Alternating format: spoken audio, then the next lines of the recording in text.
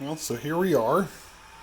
I've got a 100 point unified bed leveling going right now. It's going to create a mesh that's very complex, 10 by 10 grid. And then after that, before each print, it only has to do 3 points very quickly. And so it won't need to calibrate nearly as much in the long run. So we'll save this mesh after it's done. It'll save onto the EEPROM.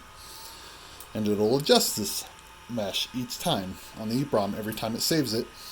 And then all of my G code of my slicer and Octoprints controls and everything has to be adjusted, but in the long run this will save a lot of time in between prints. So that's one little cool thing that I'm trying.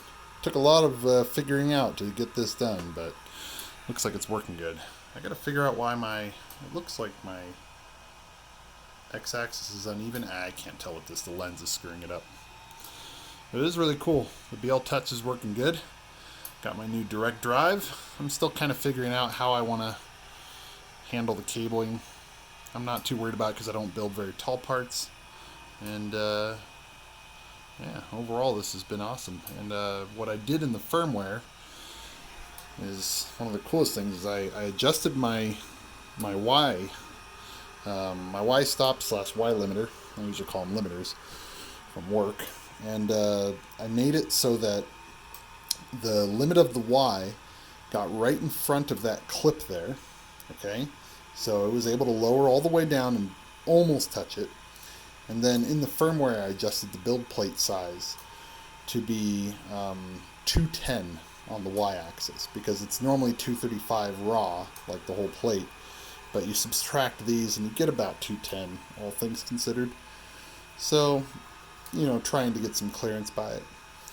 And so once you do all that, then I'll never have a problem like, oh, I bumped into these things or anything like that. It took a little bit of work to figure out how to do it, but it was fun.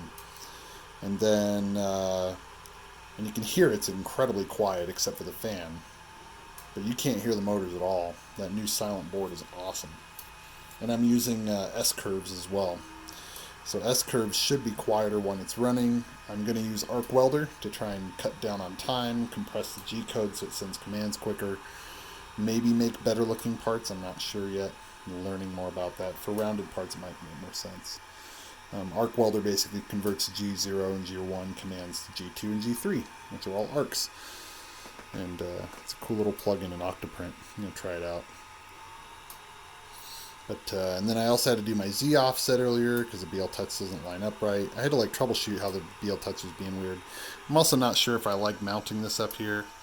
I'm going to get my enclosure back involved. Now that I've made it so quiet, I'm probably going to bring the enclosure and stuff into the computer room because it's so freaking quiet now. Don't really need it in here. I'm still thinking about that. But it does run great. It's just super solid. And I'm doing everything on a hot setting so I can kind of test the movement. I retracted the material a decent amount so it's not all stuck in there, all crappy. It took a while for me to find a good data cable. A lot of the micro USBs I had around were charging only, so they weren't really able to send data at all, which was weird. I didn't really know that was a thing until recently. We're at 43 out of 100 already. So you can see how quickly 3 points will go at the start. And I was at like 10 or whatever when I started the video. So it's going pretty smooth. Pretty cool little process. Since it's a glass bed, this is probably totally unnecessary, but whatever.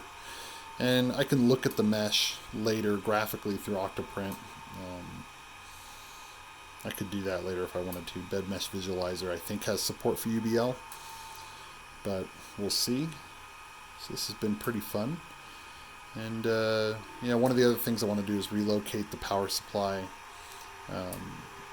when I get my other component of the bed set up, of the enclosure set up. Get that off of there. Less movement, less fans. One less fan in the case. It definitely puts off a good amount of heat, but it's not too bad. And I decreased the temperature a little too so it'd be less oozing while it runs. But I wanted everything to be in kind of the condition of it running so I can also kind of test it Like I'm looking at the cable there that's right next to all that heat. Is it going to be okay? It should be. It's designed for this, so we'll find out. But yeah, it's been pretty fun doing this. And the reason why I went with the glass build plate is when you have everything lined up right and you have your parameters set up right, no glue, no nothing, and it just pops right off, and very little cleaning required if you do it right. You'll pretty much never have to clean it until some of the residue builds up, and then you just wipe it with alcohol and you're done. Whereas having to like pull off the build plate and do all that stuff gets kind of tedious. The only downside with this is you got to wait for it to cool down, which can take a little longer. But it's going to distribute that heat more evenly. It doesn't warp as much under heat. It's kind of nice. Kind of nice overall.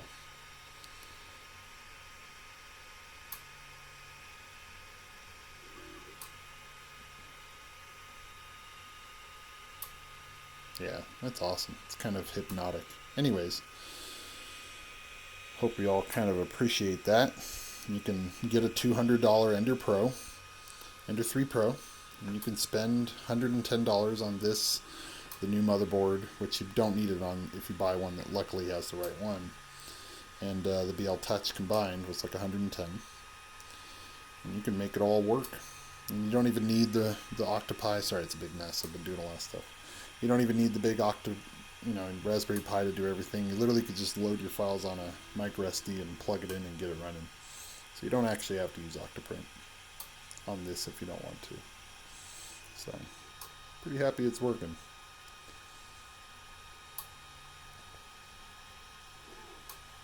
Yeah, this is 8.62 for that. What does it say for this? 8.69. So yeah, I mean, you're going to see differences like that, see? You can read it. See how it's going? See on the far right there? It's picking up the different values. It's trying to touch down at 1.5. This is 8.73 is the result on the offset. 8.6. You've got it's a flat piece of glass, but it's still got 0.1, 0.42 there. Like the variance across this thing. Now it's not perfectly flat, but I'm going to wait for it to go back over to the right again to see. What do we got? Yeah, 8.67. It's looking pretty good. I'll have to look at the mesh, and then I can probably change some stuff on the right or whatever, see how it goes. It's pretty cool to build the mesh like this, because then you'll be using the reference offsets in here anyways. When the G-code's fed to it, it's going to very slightly adjust by tiny little bits on the Z. Okay, here we go. Now we'll see something more on the right. Okay, it's ready. Lily printer's ready. Cool. And I've got my little disc tune from the Famicom disk system there, so that's pretty cool. So, yeah. That's UBL, first steps. And now we'll go to the next step here. Motion, unified bed leveling. Step-by-step UBL. Now, smart fill-in. Okay. We're going to validate the mesh. And we're going to validate the mesh with PLA. And that means we're going to run some material, I'm pretty sure. It's going to run the end stops right now. And this is where I get a little nervous, is sometimes I'm going to sit down so I can get a good angle of it. And hopefully press the power button if it damages anything. Okay, it's going to do a little Z leveling. So it does the normal auto home, but remember, it's remembered that mesh. It remembers where things are supposed to be. Manual priming. Okay. I like the sounds it makes. Click, click, click, click, click. I actually changed the sound effects. You can change them slightly to make these weird sounds.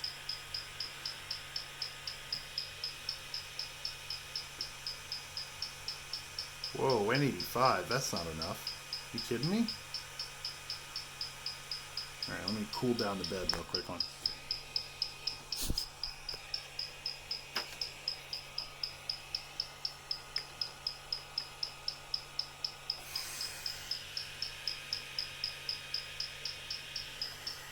Pulling this stuff out of the way here. Oh, come on, what are you doing?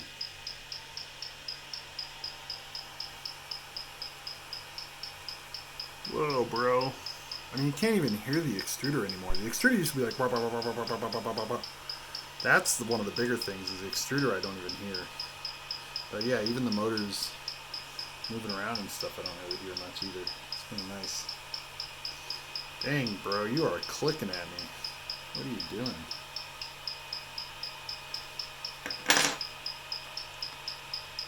Hey everybody, this is 3D Printed Acid Haircut. Just kidding. Yeah, that was... Just had to do a little meme on that. His intro is kind of funny every time.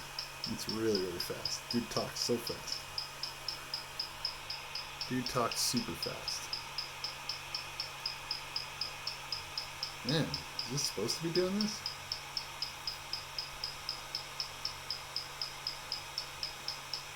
Okay, maybe I misunderstood this part. Oh, it's getting the bed temp down. It's probably waiting for that. I'm gonna use up all my damn freaking filament on this. What the fuck?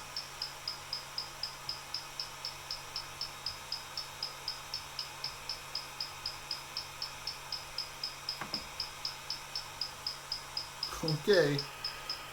It's just, I'm getting a huge string of filament here.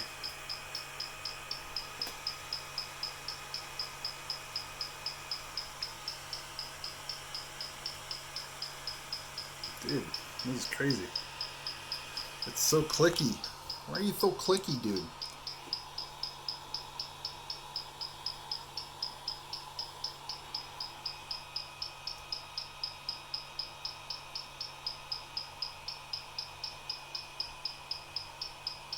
It's funny because the glass, being 51 degrees, feels so much hotter than it is, you know?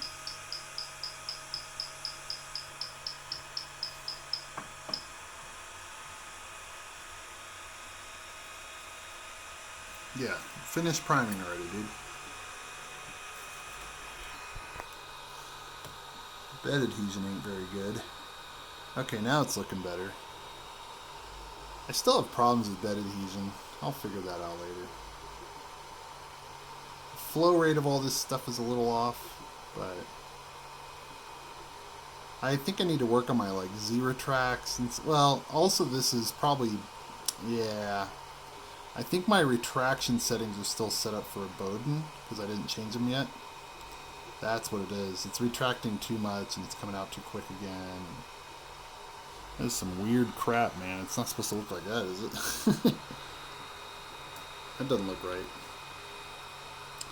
Oh, well, I guess it's just doing a simple pattern, but yeah. My extrusion sucks, but overall it looks like the points are being drawn on just fine.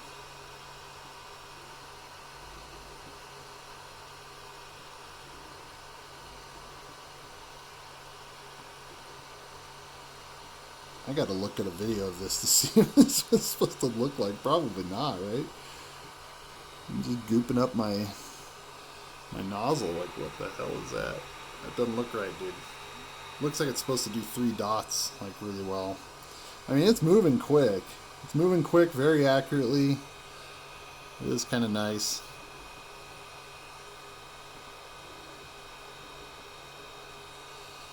And I'm sure if I used glue, it would adhere better on that first little bit it did, which screwed up. But oh,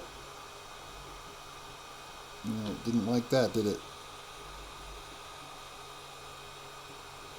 It's touching the plastic when it runs into it.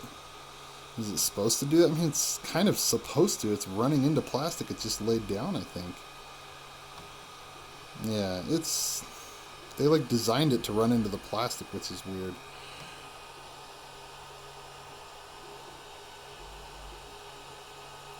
I don't know. This is kind of strange. I don't think it's supposed to do that, bro.